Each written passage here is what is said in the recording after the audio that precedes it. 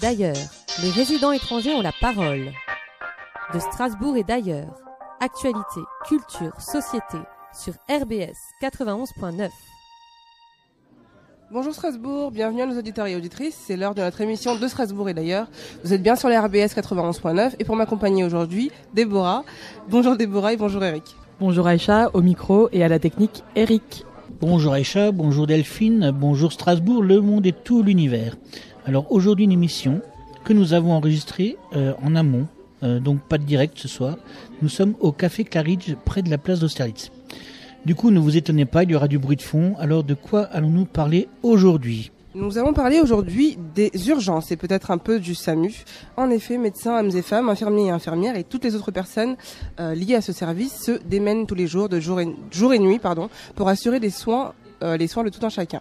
Donc 24 heures sur 24 et 7 jours sur 7, nous souhaitions à la fois rendre hommage à eux, à ceux et celles qui donc travaillent aux urgences et aussi savoir comment ça se passe dans ces services-là.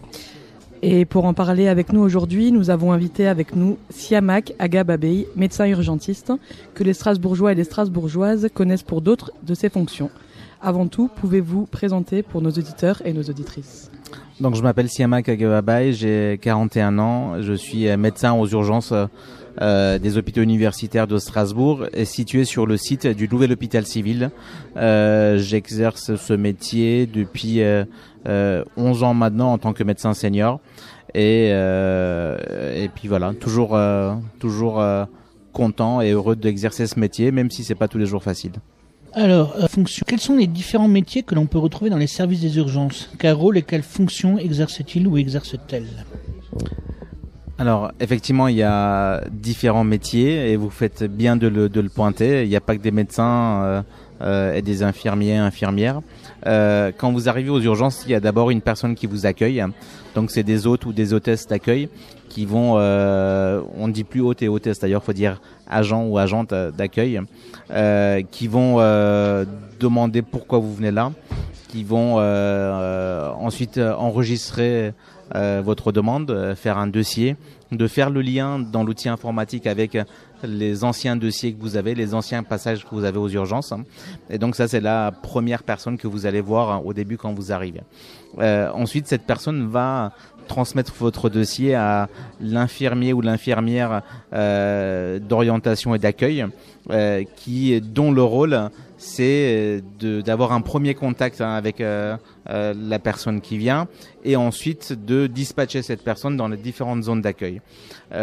Cet infirmier ou cette infirmière va poser des questions sur le motif médical, va prendre les constantes, c'est-à-dire la fréquence cardiaque, la tension, la température, la glycémie le cas échéant, la saturation en oxygène, va définir un niveau de gravité, éventuellement établir quelques hypothèses diagnostiques.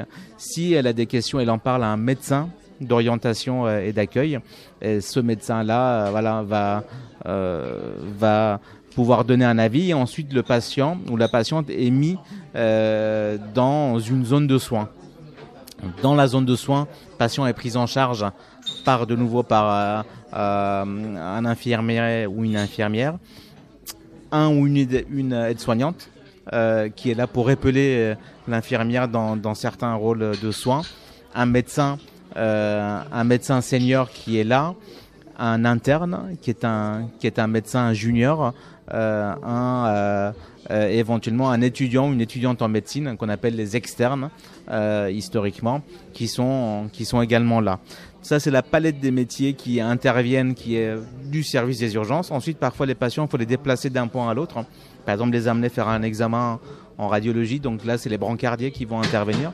Les brancardiers vont déplacer les patients d'un point à l'autre ou d'un service à l'autre. Et puis, il arrive parfois que des médecins ou des soignants d'autres services viennent donner des avis aux urgences. Voilà. Donc, vous voyez que c'est un peu une fourmilière, hein. Il y a plein de gens qui travaillent à des tâches précises et il faut que chacun soit là où il ou elle doit être. Sinon, l'outil ne marche pas. Voilà, c'est pour ça que les choses sont organisées. Donc, je vous ai parlé de vous arrivez, il y a l'enregistrement, puis vous avez l'accueil et l'orientation, puis vous allez dans une zone de soins, vous êtes examiné, vous avez des examens complémentaires, puis à la fin, il y a un diagnostic qui arrive, et puis soit vous sortez, soit vous restez, vous êtes hospitalisé. D'accord, merci beaucoup. Est-ce qu'on peut appeler certaines journées comme normales aux urgences, c'est-à-dire est-ce qu'il y a des journées où il n'y a pas de gros incidents et comment ça se passe ces jours-là ? Disons que la normalité aux urgences, c'est qu'il y ait des gros incidents. Après, tout dépend de ce qu'on appelle des gros incidents, puisqu'on a toutes et tous, au bout de quelques années, on relativise un certain nombre de choses. Mais aux urgences, presque tous les jours, on côtoie la mort. Dans notre service, un jour sur 2 ou un jour sur 3, il y a une personne qui meurt. Donc on voit la mort au quotidien. On est au contact de familles qui perdent des gens. On est au contact parfois de personnes à qui il va falloir annoncer des diagnostics. Et donc il y a cette gestion-là de comment on annonce une mauvaise nouvelle à une personne et comment on fait en sorte que ce soit fait dans les règles de l'art. Et puis on est aussi tous les jours confronté à la situation où il y a une demande exprimée de manière urgente. À nous d'évaluer, de savoir est-ce que c'est vraiment urgent ou pas. Mais en tout cas, l'expression et la demande du patient et de la patiente est urgente. Et puis à la fin, de poser un diagnostic, faire un traitement et orienter le patient vers le bon. Et donc avec le risque tous les jours aussi de pouvoir se tromper. Parce que l'erreur fait aussi partie de ce métier-là. C'est un métier humain, c'est pas une science exacte, et parfois. Et donc il y a tout un travail à faire. Comment je fais pour me tromper le moins possible? Comment je fais pour pouvoir entendre le plus possible les demandes du patient? Et comment je fais pour être à la hauteur de l'état de connaissance de la science dans ce domaine-là? Donc voilà. Mais une journée normale, c'est une journée où on peut côtoyer la mort, où on peut avoir une très mauvaise nouvelle à annoncer. On peut parfois aussi rire. Et puis parfois, ça peut se passer sans beaucoup de heures. Et puis parfois, il y a une telle pénibilité au travail parce que vous aurez passé 20 appels avant de pouvoir hospitaliser un patient qui nécessite un lit et que vous n'avez pas trouvé le lit, et donc vous vous serez énervé parce que vous ne trouvez pas de lit, et donc le temps là vous aura paru pénible alors que finalement vous n'aviez pas beaucoup de patients. Et puis d'autres jours vous allez avoir tellement de patients que vous aurez l'impression d'être submergé, d'être noyé. Disons que la journée normale ça peut être tout, quoi. Justement, la journée normale, c'est peut-être la journée... c'est à chaque fois de ne pas être normal au sens où tout se passe bien. Et du coup, en cas de gros incidents, quels sont les dispositifs en cas de surcharge, les relais que vous pouvez avoir? Alors, c'est peut-être là où aujourd'hui les choses doivent s'améliorer le plus. C'est qu'aujourd'hui, un service d'urgence, il y a un certain nombre de brancards pour accueillir des gens. Et un certain nombre de personnes pour les soigner. Et si on devait prendre un exemple, en tout cas un comparatif, ce serait comme une voiture, qui a un certain nombre de places. On voit bien que pour que tout le monde soit sain et sauf, normalement il n'est pas recommandé de mettre 12 personnes dans une voiture qui ne peut en contenir que 5. D'ailleurs, on ne le permettrait pas. Et le problème avec les services d'urgence, c'est que c'est pas comme ça. C'est que souvent, et même tous les jours, le nombre de places et le nombre de patients est dépassé par rapport à la capacité d'accueil. Et pourtant, on continue toujours à envoyer des patients. Donc il y a un vrai problème de probablement parfois d'orientation des patients qui pourraient aller ailleurs, qui pourraient être pris en charge ailleurs, de moyens à mettre en plus au service d'urgence, un travail de coordination entre la régulation du centre 15 du SAMU et de comment on dispatche les patients, et un travail de régulation entre les différents services d'urgence qui existent sur Strasbourg. Sur Strasbourg, vous le savez peut-être pas, il y a 4 services d'urgence qui existent. 2 services qui sont publics et 2 services qui sont privés. Dans les services publics, vous avez le site du nouvel hôpital civil où on s'occupe essentiellement de tout ce qui relève de manière grossière du cœur, du poumon, de la médecine interne de manière générale, de la chirurgie vasculaire, de la chirurgie urologique, de la chirurgie digestive. Mais on ne s'occupe pas de la traumatologie, c'est-à-dire quand on a quelque chose qui est cassé, on a un bobo, on ne s'en occupe pas au nouvel hôpital civil, ça c'est le site de Haute-Pierre. On ne s'occupe pas de la neurologie, quand on a un accident vasculaire cérébral ou on fait une crise d'épilepsie ou autre pathologie, c'est sur le site de Haute-Pierre. Et on ne s'occupe pas de la rhumatologie, là aussi c'est plutôt sur le site de Haute-Pierre. Après, les médecins des 2 sites, c'est des médecins qui savent gérer ces choses-là. Mais on est mieux soigné si on est bien orienté dès le départ sur le bon site. Après, vous avez la clinique Rénin qui a son service d'urgence également, et vous avez la clinique Sainte-Anne qui a son service d'urgence. Et c'est vrai que parfois, il faudrait que les choses soient bien réparties pour que nous puissions faire face à la situation. Alors, on a aussi des périodes dans l'année où on sait qu'on va avoir plus de patients. Et c'est clairement la période hivernale. Pourquoi ? Parce qu'il y a des épidémies saisonnières, notamment la grippe, qui amènent à ce que des gens fragiles nécessitent de passer à l'hôpital et d'être hospitalisés. Là, la grippe tue chaque année, c'est une maladie qui peut tuer. Et on sait aussi que, par exemple, cette année, le vaccin de cette année est un peu moins efficace que les autres années. Du coup, y compris des gens vaccinés terminent parfois aux urgences. Et c'est vrai qu'on souffre aussi du manque d'anticipation du système hospitalier de manière générale sur ces périodes-là. C'est pas un système qui est très souple, en fait, parce que c'est pas un système qui arrive à s'expandre quand il faut et se réduire quand il faut pas. Et donc il faut un peu que cette flexibilité-là puisse exister d'une manière ou d'une autre. Et du coup, comme le reste du système n'est pas flexible, c'est aux urgences d'être flexible pour tout le monde. Et on voit que des fois, ça craque. Des fois, nous, on n'y arrive pas. On n'arrive pas à bien faire notre métier. Et que même s'il y a des choses qui sont mises en place d'année en année pour les plans hivernaux, par exemple, que ça ne suffit pas. Et probablement que nous payons collectivement le fait que pendant des années, ces 20 dernières années en France, on a fermé beaucoup de lits d'hospitalisation et qu'il manque des lits d'hospitalisation. Et puis conjoncturellement, on est aussi sur une phase où on a des patients de plus en plus âgés. Les gens vivent de plus en plus longtemps. Mais s'ils vivent de plus en plus longtemps, c'est qu'ils vivent aussi avec leur maladie de plus en plus longtemps. Et donc avec des risques de passer de plus en plus de temps aussi à l'hôpital. Et on est au-devant d'un moment où les urgences sont de plus en plus fréquentées. Les patients, selon les sites, sont de plus en plus graves et ils nécessitent de plus en plus de lits d'hospitalisation. Et à un moment donné où on a fermé des lits d'hospitalisation. Et donc c'est pour ça que il y a moins de lits d'hospitalisation, il y a plus de patients qui nécessitent d'être hospitalisés. Et du coup, quand il n'y a pas adéquation entre les deux, les gens ils terminent par rester aux urgences et ce qu'on appelle engorger les urgences. Est-ce qu'il y a des conditions particulières pour être reçu aux urgences ? Est-ce que n'importe qui peut avoir accès aux soins ? Je pense notamment aux étrangers, SDF, sans papier, sans assurance, etc. Alors nous, on mène une mission de service public, c'est-à-dire que c'est notre mission de recevoir tout un chacun à toute heure de la journée ou de la nuit selon ses besoins de santé. Et donc on regarde ni les papiers, on regarde rien de ce type-là, ni le fait d'avoir une assurance ou pas. Les soins urgents sont prodigués. Et puis même parfois il arrive que la personne n'a pas d'assurance, a un problème urgent, un diagnostic qui est posé de manière urgente, qui nécessite des examens qui sont coûteux et une hospitalisation qui est aussi coûteuse. Et à ce moment-là, l'assistante sociale des urgences va trouver les moyens pour obtenir une aide médicale d'État de manière urgente et une autorisation urgente pour faire des soins, parce que on peut pas attendre, quoi. Il faut faire des soins tout de suite. Donc oui, on reçoit les gens sans distinction d'où qu'ils viennent à n'importe quelle heure de la journée et de la nuit. Après, quand il y a beaucoup de monde, il est possible que les gens attendent beaucoup et que finalement parfois ils s'en vont avant d'être reçus. Mais nous, notre mission, c'est de recevoir tout le monde sans distinction. Ce n'est pas toujours le cas partout ailleurs. En tout cas, des dires des patients. Je n'en ai pas la preuve, mais des patients qui nous disent que on reçoit pas tout le monde partout. Voilà. On dit souvent que pour éviter d'engorger les urgences, il faut éviter d'y aller pour des blessures mineures. Est-ce que c'est vrai ? Comment est-ce qu'on reconnaît une blessure mineure quand on n'est pas médecin et quel relais on a finalement ? Alors, vous savez que c'est quelque chose qui peut être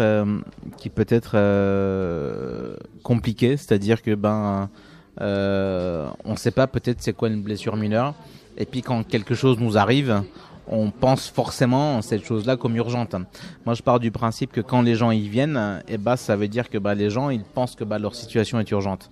Après, c'est à nous aussi de dire qu'est-ce qui est urgent, qu'est-ce qui ne l'est pas.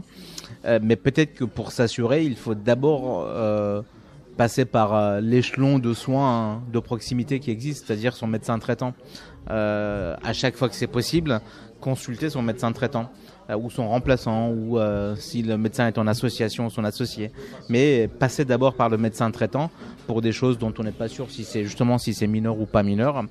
Le médecin traitant peut donner un conseil. Le centre 15 a une régulation également médicale qui permet parfois de poser des questions. Voilà, j'ai telle chose qui m'arrive et tout. Et puis si malgré tout on est quand même inquiet ou inquiète, on va aux urgences. C'est pas grave, voilà. Alors parfois c'est que nous on peut avoir beaucoup de travail et parfois on peut penser que c'était peut-être pas urgent, mais c'est que la personne qui vient, il y a une demande urgente. Et voilà, nous notre mission c'est prendre en charge cette personne. Parfois expliquer que cette demande ne nécessitait pas de venir aux urgences, qu'on aurait pu faire autrement.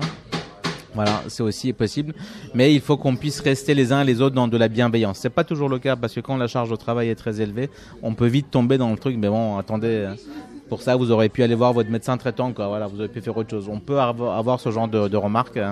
Et moi, il m'est arrivé aussi d'en avoir aussi par le passé. Mais voilà, faut comprendre que si la personne vient, c'est que souvent ça lui a paru comme la meilleure solution. Et donc c'est aussi quelque part une sorte d'hommage qui est rendu aux urgences. Ça veut dire que on est bon. Si les gens veulent venir chez nous et que tout le monde veut venir chez nous, c'est qu'on est bon. Et donc du coup, faut arriver à la question. Aujourd'hui, beaucoup de gens disent faut faire en sorte que les gens qui ne nécessitent pas n'arrivent pas aux urgences. Il y a même la ministre de la Santé qui a mis en place un plan où les urgentistes seraient payés pour réorienter les gens pour qu'ils aillent ailleurs. Quand ils viennent aux urgences, les renvoyer vers une autre structure de santé. Moi, je trouve pas que ce soit la bonne solution. Je pense que si les gens viennent aux urgences et qu'ils pensent que c'est la meilleure solution pour eux, à ce moment-là, il faut mettre les moyens aux urgences. Pourquoi ne pas mettre en place, par exemple, des consultations sans rendez-vous de médecins généralistes basés aux urgences qui reçoivent de 8h à 20h, sans rendez-vous, tous les gens qui viennent et tout, et donc qui voient les gens qui sont les plus légers. Et puis les urgentistes voient les gens qui sont les plus lourds, quoi. Peut-être qu'il faut penser à ce genre de choses, mais en tout cas, je pense qu'on n'empêchera pas les gens de venir s'ils pensent que c'est la meilleure solution pour eux. Et ce qui change aujourd'hui, c'est plutôt ça, c'est que de plus en plus de gens viennent aux urgences. Justement, est-ce qu'aujourd'hui on ne va aux urgences que pour des blessures corporelles finalement ? Non, alors tout dépend de ce que vous appelez une blessure corporelle. Une blessure corporelle, c'est quand on se coupe par exemple. Mais on peut avoir une douleur dans la poitrine, on peut avoir une difficulté à respirer, on peut avoir un mal au ventre, on peut avoir de la diarrhée, on peut avoir mal à la tête, Voilà, il y a plein de symptômes qui peuvent nous arriver. Donc c'est pas juste qu'on se casse ou on se coupe quelque chose. Donc on peut venir aux urgences à chaque fois qu'il y a un besoin de santé qui existe et qui n'est pas résolu par le médecin traitant par exemple, ou ça peut être le médecin traitant qui oriente ça peut être le médecin traitant qui oriente vers les urgences. Le médecin traitant va avancer à un certain niveau et puis c'est que parfois pour faire un certain nombre d'examens complémentaires, tout n'est pas sur place, ou le cabinet de radiologie de ville ne peut pas faire l'examen rapidement. Et donc à ce moment-là, aux urgences, il y a un plateau technologique qui existe. Vous avez un scanner, vous avez une IRM, vous avez la possibilité de faire des examens de biologie et d'avoir la réponse dans les 2 heures. Voilà. Donc on peut venir aux urgences pour toutes sortes de choses, mais quand c'est, par exemple, je sais pas, quand on a un petit rhume, quand on a un mal à la gorge, quand on a le nez qui est pris et tout, pour ces choses-là, on peut voir son médecin. Par contre, si on a mal dans la poitrine, il faut aller aux urgences parce que ça peut être un diagnostic potentiellement grave. Si on sent à un moment donné que un de ses membres est paralysé ou un moins de force que l'autre côté, il faut aller aux urgences. Quand on a un mal de tête qui ne passe pas, et si on n'est pas migraineux par exemple, qu'on ne connaît pas, il faut aller aux urgences. Il y a beaucoup de pathologies qui nécessitent tout de même qu'on mette en place, en tout cas qu'on aille sur un diagnostic très très rapide. Donc c'est aussi pour ça que je pense qu'il ne faut pas minimiser le fait qu'il faut y aller aux urgences. Il ne faut pas empêcher les gens. Il faut aller vers une coéducation des patients avec les médecins traitants et dire qu'est-ce qui relève d'une prise en charge urgente, qu'est-ce qui relève d'une prise en charge différée et qu'est-ce qui peut être pris en charge en ville par le médecin traitant. Je me pose aussi la question parce que dans les pathologies qui ne sont pas des blessures, le problème de la maladie mentale est aussi. Est-ce que vous avez déjà eu à faire des problèmes de maladies psychiatriques ou des... Tous les jours. Tous les jours. Alors, on travaille en lien avec le service de psychiatrie. Hein. Il y a même une partie de la psychiatrie qui est organisée pour être dédiée aux urgences. Hein. Et donc qui se déplacent tous les jours aux urgences pour voir les patients qui relèvent de la psychiatrie. Mais on a beaucoup de patients qui sont là parce que il y a des problèmes d'addiction, de l'alcoolisme aigu ou de prise de stupéfiants aigus dans des cas de pathologies mentales qui sont liées. On a des gens qui font des tentatives de suicide, ça c'est tous les jours, par prise de médicaments ou par d'autres modes, souvent par prise de médicaments. Donc ces personnes-là relèvent aussi de la pathologie psychiatrique. On a des gens qui peuvent parfois délirer. Le délire il peut être d'origine psychiatrique, mais il peut aussi être d'origine physique. Donc il va falloir déterminer la cause. Donc ces gens-là, ils viennent aux urgences. Et donc finalement, les psychiatres interviennent plus aux urgences en assistance pour nous, pour poser le diagnostic. Nous, on a pour rôle d'éliminer la pathologie physique et l'aspect organique qui pourrait être expliqué et traité. Et ensuite, les psychiatres viennent nous épauler pour traiter la partie psychiatrique, la partie mentale. Bon, en tout cas, oui, on a tous les jours, en moyenne, je dirais, peut-être entre une dizaine de patients psychiatriques, au minimum. Bon avant de continuer de parler un peu plus des conditions de travail du personnel médical, des urgences, je vous propose une petite pause musicale. Alors nous allons écouter un peu de jazz, du Borésian. 2 chansons pour cette pause. La première c'est Fais-moi mal Johnny et la seconde c'est Bourré de complexe. C'est pas sans rapport avec ce qu'on a discuté. De Strasbourg et d'ailleurs, les résidents étrangers ont la parole.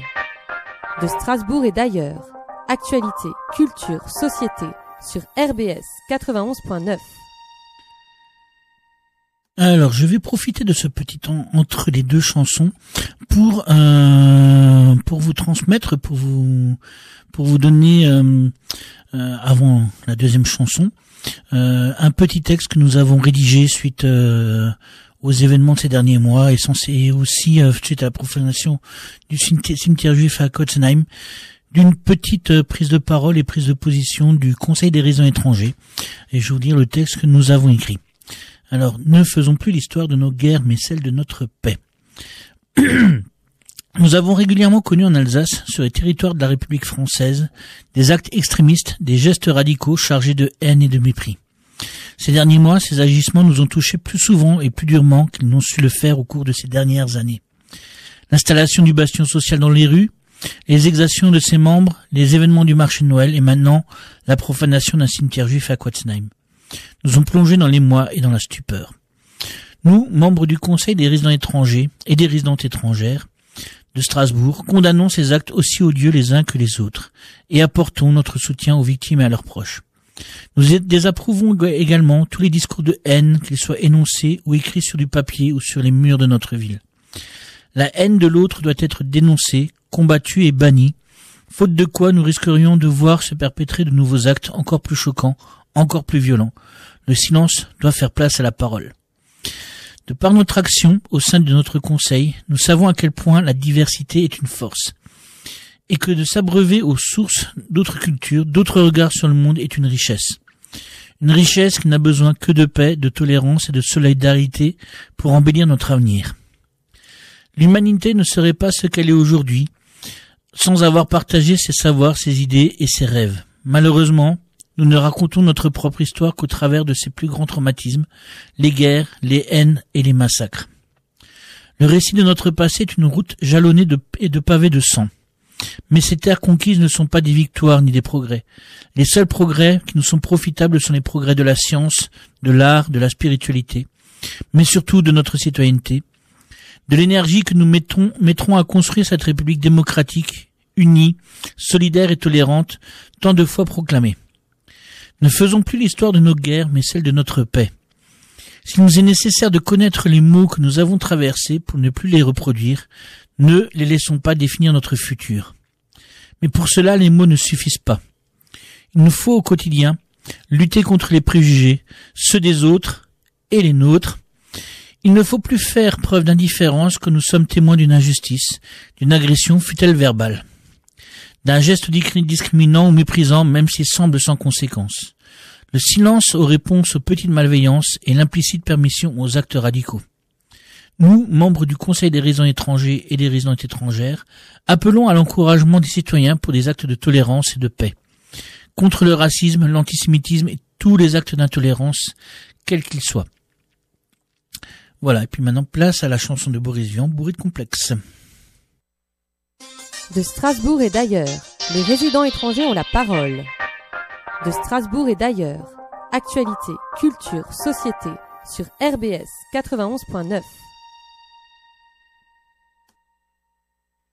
Bonjour à nos auditeurs et nos auditrices, nous sommes toujours sur RBS 91.9 avec l'émission de Strasbourg et d'ailleurs. Après cette introduction, nous pouvons commencer par aborder des questions qui semblent un peu plus complexes. Quel secteur recouvre votre service? Autrement dit, quelle est la distance maximale que l'on peut parcourir avant d'arriver dans votre service? Alors c'est des distances qui sont définies par l'agence régionale de santé après discussion, mais disons que en nombre kilométrique, je dirais, ça peut aller jusqu'à Erstein à peu près. Voilà, et puis au nord aussi, alors je sais pas exactement vous dire ça, je saurais pas exactement vous dire le nombre de kilomètres, mais par exemple des patients qui habitent plutôt du côté de Célestat relèvent des urgences au Célestin, ceux qui habitent plutôt près de Haguenau, c'est les urgences de Haguenau, ceux qui voilà. Donc chaque secteur normalement essaye de manager ses patients, mais tous les patients bien sûr qui habitent dans l'Eurométropole relèvent de nous, et en dehors de l'Eurométropole jusqu'à Aubernais, Bar, Brumat même, toutes ces régions-là peuvent relever de nous, mais il y a une répartition qui est faite par l'ARS, et cette répartition on peut la connaître à partir du centre 15, c'est-à-dire si on est dans un secteur et on ne sait pas dans quel service d'urgence on doit aller, on appelle le centre 15 et puis le centre 15 vous dit quel est le service qui est là relevant pour vous. Quelles sont vos conditions de travail au sein de votre service? Pour vous, vos supérieurs et vos subalternes, en a-t-il toujours été ainsi ou vos conditions de travail se sont-elles dégradées ou améliorées au fil du temps? Disons que les conditions de travail sont assez particulières parce que les urgences, c'est un service qui travaille 7 jours sur 7, 24 heures sur 24. Donc déjà, c'est un travail où vous allez travailler de nuit et vous allez travailler des week-ends. Donc déjà, il y a une pénibilité de ce fait-là. Parce que tout le monde ne travaille pas tous les week-ends. Nous, on ne travaille pas tous les week-ends non plus, mais on travaille au moins un week-end, voire 2 par mois. Et puis, généralement, on travaille, on fait au moins une nuit par semaine, au minimum, et on sait que le fait de faire des nuits, c'est quelque chose qui n'est pas neutre sur la santé des gens, que ça réduit l'espérance de vie.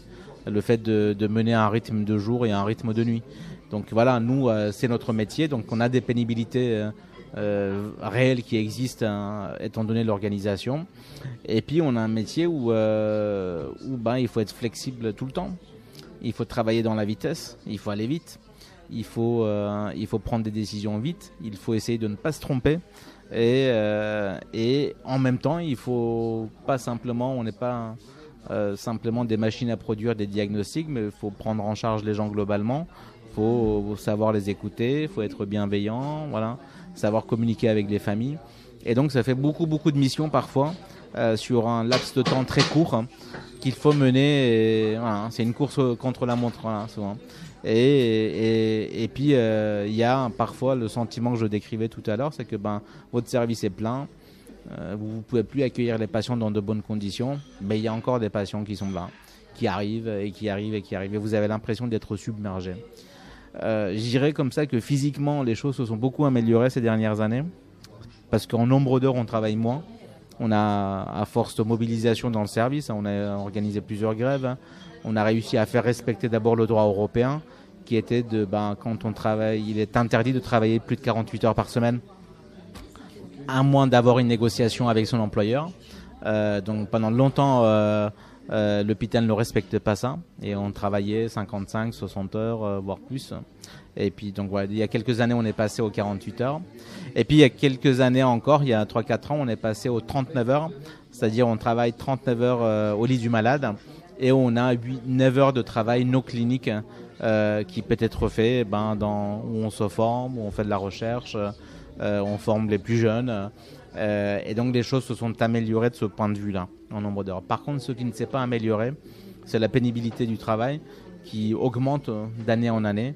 On a des hivers où on a beaucoup de patients qui attendent sur des brancards le temps d'avoir un lit, des patients qui sont âgés, qui peuvent rester jusqu'à 48 heures sur un brancard avant de trouver un vrai lit dans l'hôpital. Et donc la mission d'hospitalité prend un coup et notre rôle de bienveillance n'est plus là. Et donc tout ça c'est assez dommageable pour le personnel et du coup derrière par conséquent pour les patients, puisque lorsqu'on maltraite le personnel, on maltraite derrière également les patients, et c'est une sorte de maltraitance institutionnelle qui s'est installée dans nos services. Et puis il y a l'impression de ne pas être compris, de ne pas être écouté, et d'avoir au-dessus des gens, des décideurs qui connaissent pas en fait les choses, qui prennent des décisions sans vraiment connaître de quoi on parle, sans vraiment connaître la réalité de notre travail.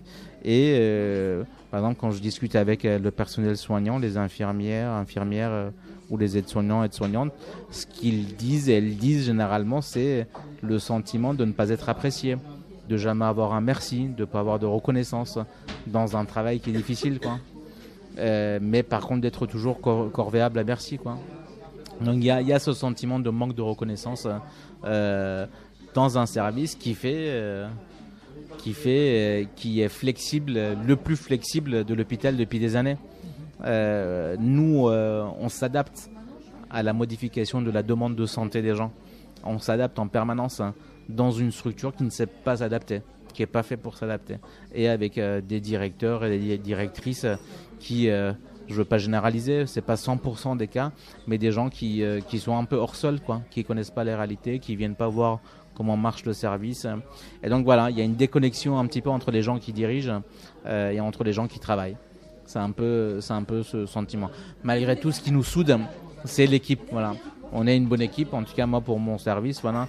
Et moi, si je vais au travail, si je continue avec mon travail, c'est parce que d'abord. On a de très bons collègues avec qui on s'entend, avec qui on forme une équipe. Et ça, c'est le plus important. C'est cette bienveillance qu'il y a entre nous permet parfois d'être bon et bienveillant envers les patients, mais en tout cas d'apprécier notre métier et de bien le faire. Mais c'est un service qui accumule beaucoup de souffrance. Comment est-ce que vous pouvez expliquer les dégradations des conditions de travail? Vous avez parlé de timing, de la prise en charge qui doit être très rapide, c'est un élément. Et quelles peuvent en être les conséquences pour les personnes qui attendent des soins, justement? Parfois, ça peut être de ne pas donner des soins urgents à quelqu'un qui est pour le coup en urgence vitale. Et donc, que cette personne court un risque vital immédiat. Quand, par exemple, il y a trop de patients qui sont déjà aux urgences, des patients qui attendent d'être pris en charge et qu'il y a encore par exemple 2 autres patients qui arrivent en état d'instabilité, et ça peut très vite dégénérer. C'est là où on dit que si on répartit pas bien la charge partout et qu'on mette des gens en situation grave dans un service qui est déjà engorgé, on met ces personnes-là dans des situations de risque. Et à la fin, on finira par faire porter le risque par le service d'urgence. Alors que c'était la régulation qui était défaillante et c'est l'organisation des soins qui est défaillant. Et finalement, c'est un système qui devrait être adaptable, mais qui ne l'est pas, parce que l'hiver se produit chaque année. La grippe, c'est chaque année. Les patients âgés, c'est chaque année.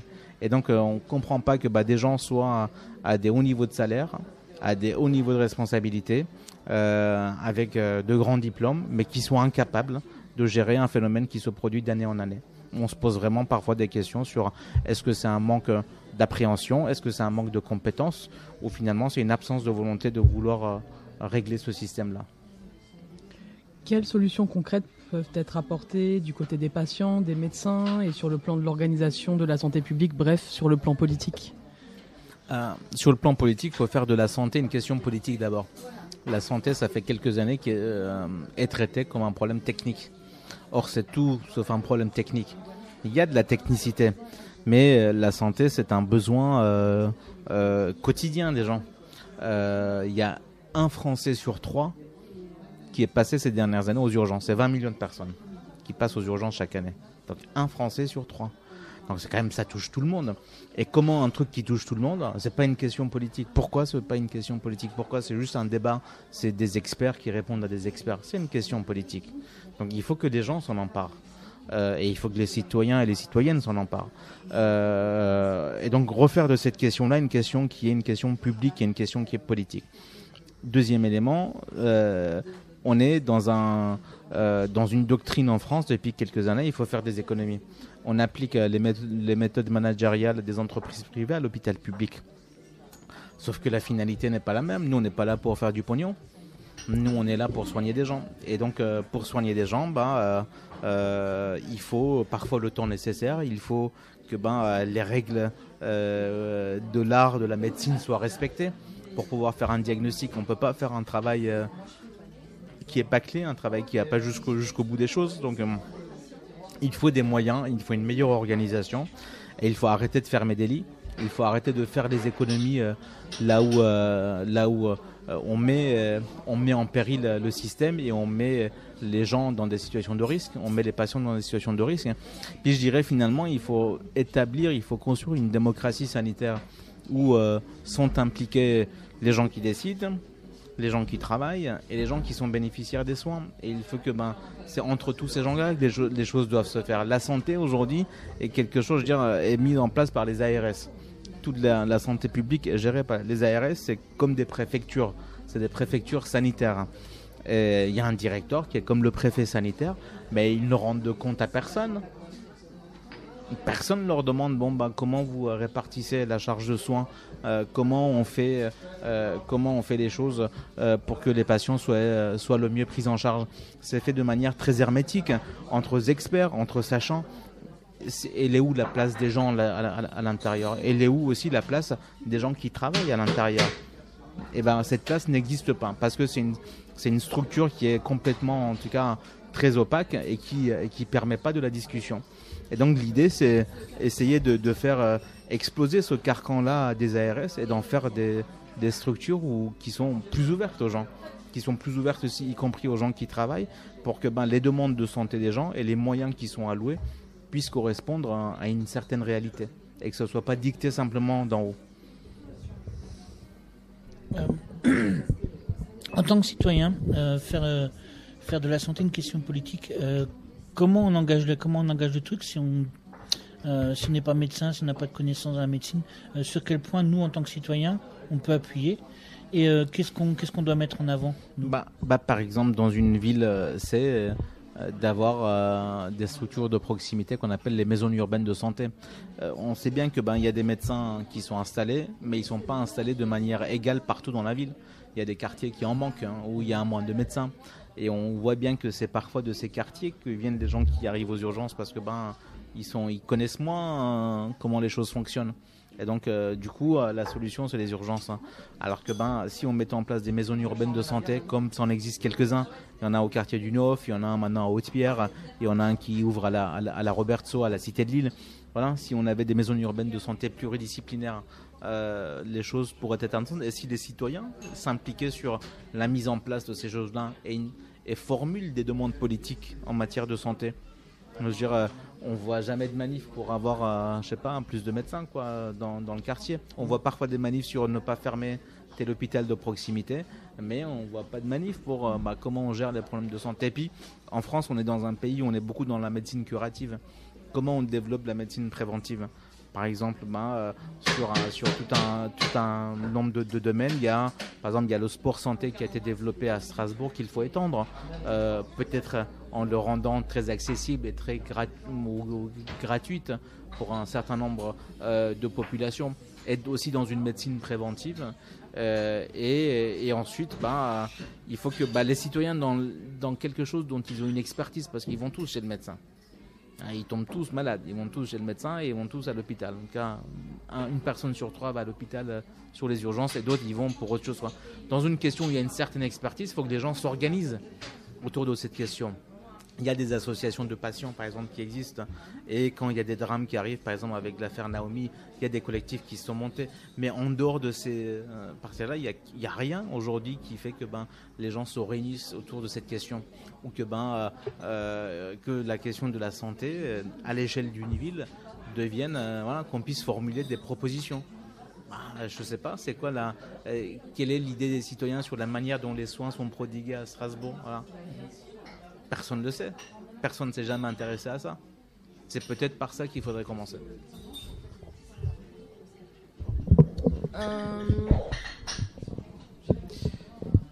Alors, est-ce que c'est pas un peu désespérant pour les personnes de telles conditions? Je me dis que c'est par conviction, pour ne pas dire par vocation, que l'on travaille aux urgences. Donc, est-ce que c'est pas un peu désespérant pour les personnels d'avoir de telles conditions, plutôt? Parfois ça devient désespérant, mais comme je vous l'ai dit, c'est que voilà, moi j'aime mon métier, mes collègues aiment leur métier, et puis on aime bien notre équipe, donc c'est pour ça qu'on reste et on continue. Mais si on souhaite améliorer les choses, il faut plus de reconnaissance pour le personnel, il faut plus de bienveillance pour le personnel de la part des directions, et il faut une meilleure organisation de l'hôpital pour que les urgences soient pas la seule partie la plus flexible de l'hôpital, qu'on puisse tordre dans tous les sens, parce que à l'intérieur de cette structure, il y a des femmes et des hommes qui ont également des vies et qui souffrent souvent. Est-ce que la réduction des recettes de la Sécu ont une incidence directe ou indirecte sur votre travail ? Disons pas une incidence directe aujourd'hui, mais à terme oui. Et le mode de financement de l'hôpital public, par exemple, qui est passé d'une dotation globale à une tarification à l'activité, comme sur le modèle des cliniques privées, fait en sorte aujourd'hui que les hôpitaux publics sont souvent en déficit. Et donc du coup, l'hôpital est en déficit, on dit que ça marche pas. Ensuite, on met en place des plans de redressement et d'économie, on enlève encore plus de moyens et du coup, ça marche encore moins bien. Et puis à la fin, on finit par vous dire que ce qui marche, c'est le privé et c'est pas le public. Alors que finalement, on a désorganisé volontairement le privé, on a enlevé volontairement du budget et dans un système qui marche. Parce que une mamie de 85 ans qui tombe et qui a du mal à remarcher, ça prend du temps à la faire remarcher. Et ça, c'est pas rentable. Par contre, vous êtes jeune, si vous faites une appendicite, on vous opère et vous sortez le lendemain, ou vous sortez le soir même, ou 2 jours après, vous êtes rentable. C'est de ça qu'il faut sortir. La santé n'a pas à être rentable. Je dis pas qu'il n'y a pas une économie de la santé, il y a une économie de la santé, sans doute, mais la santé, c'est pas une marchandise. Et la santé des gens n'est pas une marchandise. Il faut que les citoyens soient conscients de ça et qu'ils puissent formuler des demandes politiques en ce sens-là. Parce que sinon, on laissera que des gens qui sont des comptables gérer les questions de santé. Alors, j'ai entendu dire que dans un pays, je crois que c'est la Chine, je suis pas 100% sûr, où les médecins ont un certain nombre de patients sous leur responsabilité, en tout cas les généralistes, et ont leur plein salaire quand ils ne sont pas malades, quand ils n'ont pas de malade. Et qu'il y a des baisses dans leur salaire et des coupes dans leur salaire quand ils ont des patients qui sont malades, jusqu'à ce qu'ils soient guéris. Alors, est-ce que les médecins, dans ce pays, apparemment, les médecins deviennent plutôt des professionnels de la bonne santé et non de la maladie et font de la prévention? Est-ce qu'il n'y aurait pas là l'esquisse d'une solution? Oui, c'est les médecines traditionnelles. Hein. Les médecines traditionnelles sont basées sur là-dessus. Et effectivement, on gagnera plus à être plus dans la prévention. Et la prévention ne passe pas que par les médecins. Il ne faut pas tout médicaliser. Ça fait partie de la médecine. Mais c'est aussi le travail de l'école, c'est le travail à l'intérieur des familles, à l'intérieur des municipalités. Il faut que la question de la prévention soit une question qui puisse être prioritaire. Néanmoins, médecine préventive ou pas, quand vous faites un infarctus, vous faites un infarctus. Donc il faut de la médecine curative aussi pour le prendre en charge. Donc voilà, mais oui, effectivement, la France gagnerait à être plus dans la prévention. Est-ce qu'il vous semble que nous ayons oublié un des points qui vous semble important ? Non, il me semble qu'on a tout abordé. Merci. Il y a peut-être encore une petite dernière question, parce qu'on va peut-être finir sur un point positif. Est-ce que vous avez de bons souvenirs dans votre travail de médecin ? Ah oui. Ou de bons souvenirs à partager ? Oui, alors à partager, c'est par exemple quand on arrive, récemment on a dû sortir des urgences, ce qui n'est pas généralement autorisé, mais un patient a fait un arrêt cardiaque sur la piste cyclable en face des urgences. Et le temps que le SAMU arrive, il y a des patients qui sont venus nous prévenir. Nous, normalement, on sort pas des urgences, on reste à l'intérieur parce que si les patients ont des problèmes à l'intérieur, ben, faut être là. Et donc, comme le patient était tout près, finalement, on est sorti, on était sur la piste cyclable. Et il y a des pompiers qui passaient par là, en civil, qui ont massé la personne, qui ont fait un massage cardiaque externe. Et puis nous, on a pris le relais, on a massé la personne, qui a repris un rythme cardiaque. On a mis en place une respiration artificielle. Et puis bon, la personne était sauvée sur le coup pour aller transférer en service de réanimation. Et donc voilà, à chaque fois qu'on arrive à faire ce genre de choses, ça nous rend heureux, quoi, là. C'est quand on arrive à être là où c'est le cœur de notre métier, quoi. Prendre en charge un patient, une patiente très grave, et puis faire en sorte que la patiente se stabilise, mettre en place le traitement et qu'il soit sorti d'affaires, quoi. Voilà. Ça, c'est un vrai plaisir. Ouais. Et merci à vous d'être là pour ça. Notre émission touche à sa fin. Rendez-vous la semaine prochaine, même jour, même heure, pour De Strasbourg et d'ailleurs sur la RBS 91.9. N'oubliez pas de liker notre page Facebook. Et à bientôt. Tout de suite, les amis d'Afrique Hebdo. De Strasbourg et d'ailleurs, les résidents étrangers ont la parole.